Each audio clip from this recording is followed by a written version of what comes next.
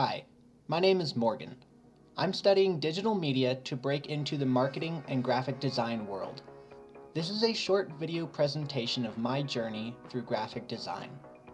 I will start with some previous work with Photoshop. These are mostly assigned projects by college professors. I'll share some of my quote-unquote self-assigned work at the end. My style definitely shifted around as my skills grew. I moved from a dark, eerie theme to a bright and colorful one. I try using only images I take. Usually my subjects are the people close to me, or myself. This last project was one of my favorites. I used displacement maps for the first time and explored a new video game concept about color, paint, and life.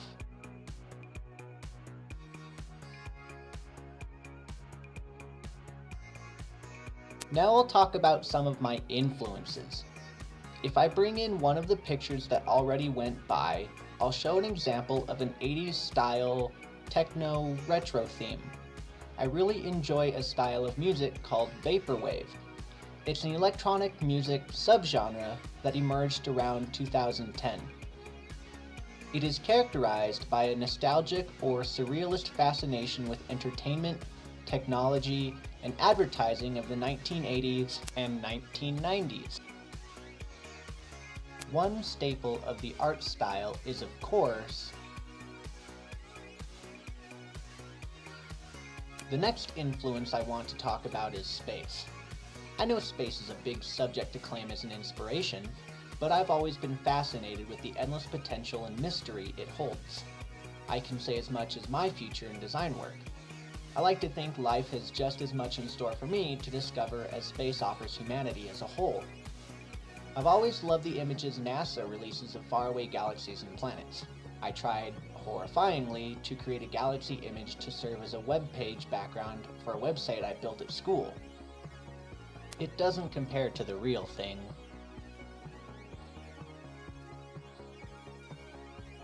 My last inspiration is the forest. I find peace and inspiration among the trees and paths away from the city. Growing up an outdoorsy person, I love going outside to snap photos and also observe the relationship of humans and the environment. Much of my earlier Photoshop work included pictures I took on hikes or camping trips. As I promised, here are some examples of my work that I did just for fun. Now, a big weakness when I started this journey was my dependence on tutorials or lessons. It felt like nothing I was making was actually my work. It took a long time, but I eventually broke out of that shell. I realized I had to learn particular techniques to start, but now that I do know them, I can use them when and where I like. I can do Photoshop or Illustrator and feel confident that I'm not just copying someone else. My first goal was to get to a point where I'm independent, and now I can say I am. Moving forward, I really want to move into movie animation. I love sci-fi films and the CGI they require. I don't have much experience in animations yet, but I plan to get the necessary schooling.